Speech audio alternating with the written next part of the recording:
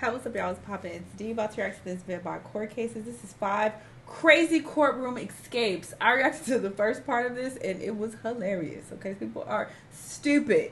Why are you trying to escape from the courtroom? They're going to catch you and you're going to get more time. Stupido. But sure, let's see them escape and get caught and get more jail time. Let's watch. In today's video, we're looking at the daring and the brave, or the erratic and the stupid, depending on your perspective. This is the last Convicts video. who try to escape the long hand of the law. From small misdemeanors to murder suspects, the prospect of spending time behind bars seems to have these criminals thinking that they're Michael Schofield. So let's get into it. This is 28-year-old Eli Villalobos. He's arriving in court to stand trial for multiple felony charges and the murder of 33-year-old Artemio Guzman Olvero. All seems normal until they have to unshackle his cuffs, which may seem crazy with this type of murder defendant, but it's Oregon state law, and in a few seconds, they might wish it wasn't. Villalobos sees his window and makes a run for it. He makes it out of the courtroom with no issues, but the deputies are hot on his tail. Get his ass. He books it down the hall and rapidly breaks left. Bursting through a door, he's able to swing it shut behind him, which causes the deputy to lose precious time following his lead. Eli is running like his life depends on it, and that's because it does. He bursts past a civilian as he reaches the main entrance of the courthouse. And just like that, he's gone and out of sight. His escape led to a manhunt throughout the town of Hillsborough, and with the murder suspect hiding away somewhere in the shadows, residents were just a little on edge, to say the least. Oh my gosh, that's scary. That's really scary. I just want to go home. That's bad. Thankfully, the manhunt only lasted a few hours before police received the hot tip and apprehended Eli inside a local apartment complex. I would call it a failure. What I would call it is we need to reassess how we do things. A dangerous murderer was safely back in custody, and the community could finally let out a collective sigh of relief. Following a terrifying couple of hours, it was more likely to have been seen in a Hollywood movie. Oh, thank God they caught him. Oh my God. That's scary. It is scary.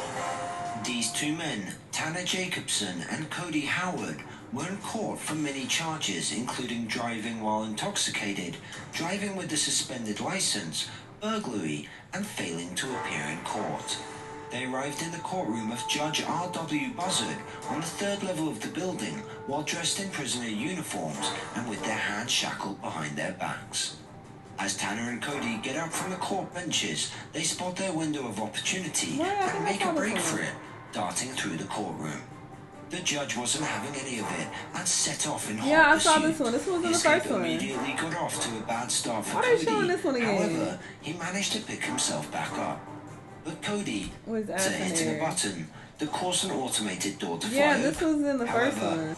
Gerald Hyde, who was on trial for drug charges, made the decision to escape the courtroom.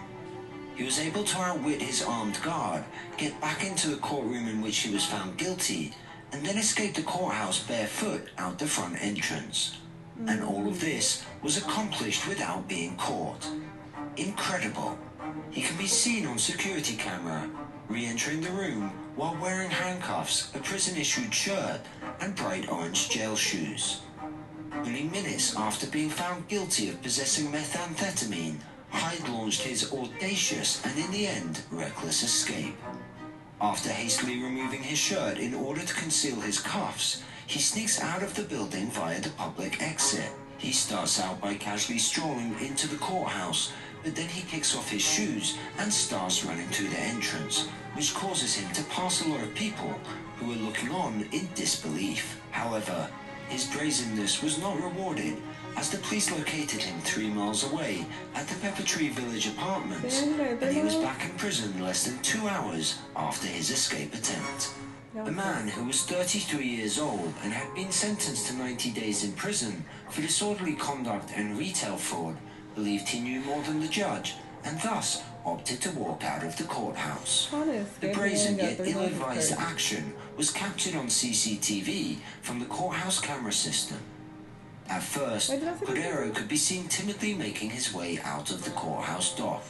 After that, in a flash, he exited the building through the main entrance after passing through the public gallery.